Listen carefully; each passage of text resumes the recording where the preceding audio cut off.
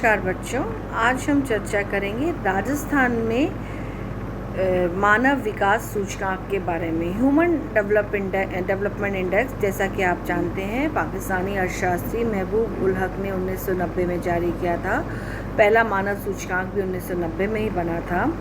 इसको हर साल अब संयुक्त राष्ट्र विकास कार्यक्रम द्वारा जारी किया जाता है।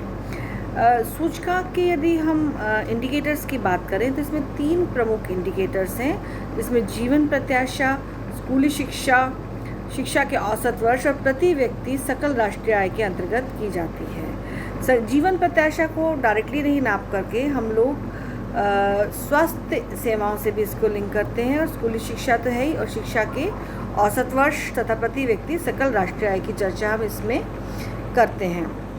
राजस्थान का जो भारत में स्थान है ह्यूमन डेवलपमेंट इंडेक्स में, वो 17वां स्थान है, जो कि लोअर आगे तालिका में हम देखेंगे कि जो भारत का जो एवरेज है उससे काफ़ी कम है, जहाँ की यद्यपि क्षेत्रफल की दृष्टि से राजस्थान का स्थान पहला है, जनसंख्या की दृष्टि से भी 8वां स्थान है। और एक GDI हम निकालते हैं, जेंडर रिलेटेड डेवलपमेंट इंडेक्स, उसमें तो हम 31वें स्थान पर हैं, यानी कि इनइक्वलिटी, जेंडर इनइक्वलिटी की बात करें तो वो भारत में, राजस्थान में काफ़ी अधिक है। ये टेबल जो है ये आपको बता रही है कि हमारे यहाँ सूचकांक की स्थिति, ह्यूमन डेवलपमेंट इंडेक्स 2017 में प्रत्येक राज्य के क्या आंकड़े रहे।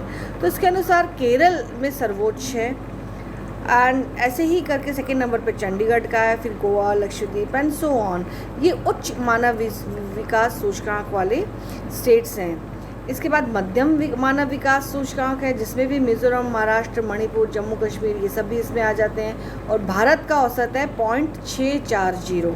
पर यहाँ आप देखिए कि राजस्थान मध्यम मानव विकास सूचकांक में भी फिगर आउट नहीं कर रहा, और राजस्थान आता है 17वें नंबर पे, जहां राजस्थान का सूचकांक है 0.621, जो कि भारत के विकास सूचकांक से भी काफ़ी नीचे है। साक्षरता की यदि अपन चर्चा करते हैं तो 2011 की जनगणना के अनुसार राज्य में साक्षरता की दर 66.1% रही, जो पुरुष वर्ग में 79.2% तथा महिला वर्ग में 52.1% रही। हालांकि 2001 से हमने काफ़ी विकास किया है, क्योंकि 2001 में साक्षरता की दर केवल 60.4% थी, जो पुरुषों के लिए 75.7% तथा महिलाओं में मात्र 43.9% रही थी।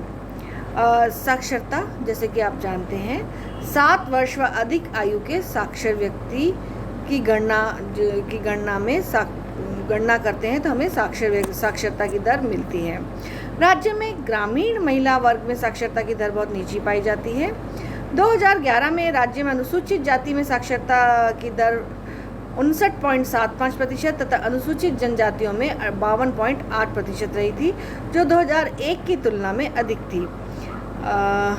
इसी तरह राजस्थान में यदि हम एनरोलमेंट रेशियो की बात करें तो 2010-11 में कक्षा 1 से 5 तथा 6 से 8 के समूहों में कुल नामांकन अनुपात, यानी कि एनरोलमेंट रेशियो में लड़कियों का अनुपात क्रमशः 109.5% व 73% रहा, जबकि राष्ट्रीय औसत 116.3% व 82.9% रहे। इस प्रकार लड़कियों का नामांकन अनुपात दोनों समूहों में राजस्थान में राष्ट्रीय स्तर में नीचा पाया जाता है।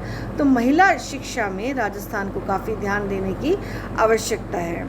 यदि हम हेल्थ स्टेटस की बात करें तो हेल्थ स्टेटस के हिसाब से राजस्थान में अगर 2010 के आंकड़ों की बात करते हैं तो 475 अस्पताल हैं प्रति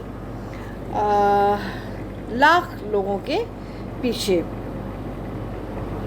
जो कि भारतीय औसत से काफ़ी कम है।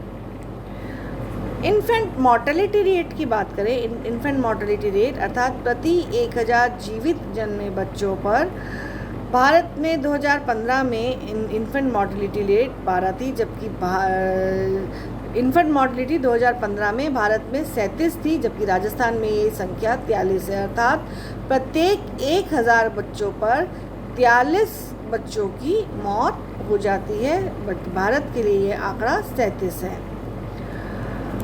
सुविधाओं की यदि हम चर्चा कर ही रहे हैं तो अस्पतालों की संख्या यहाँ काफ़ी कम है। और पोषण की यदि बात करते हैं, न्यूट्रिशन की यदि हम चर्चा करते हैं तो भारत में करोड़ों बच्चे अपर्याप्त खुराक पर जीते हैं। 2015-16 में राजस्थान में 44% कुपोषण के शिकार थे, जबकि समस्त भारत में बच्चों के पोषण संबंधी स्थिति न्यूट्रिशनल स्टेटस का परिचय हमने निम्न एक तालिका में दिया हुआ है, जो कि मैंने आपको PDF की फॉर्मेट में शेयर किया है।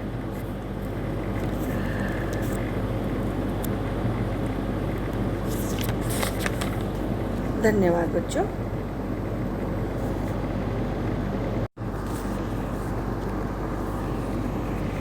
इसी प्रकार से यदि हम प्रति व्यक्ति आय की चर्चा करते हैं, जो कि मानव विकास सूचकांक का तीसरा मुख्य सूचकांक है, वह 2015-16 के में 2011-12 के स्थिर मूल्यों पर राजस्थान में रहा लगभग 66,342 रुपये, जबकि भारत के लिए ये औसत है 77,524 रुपये। यही कारण सब मिलकर के भारत में राजस्थान में मानव विकास सूचकांक की स्थिति भारत से निम्न स्तर पर लाते हैं। धन्यवाद बच्चों।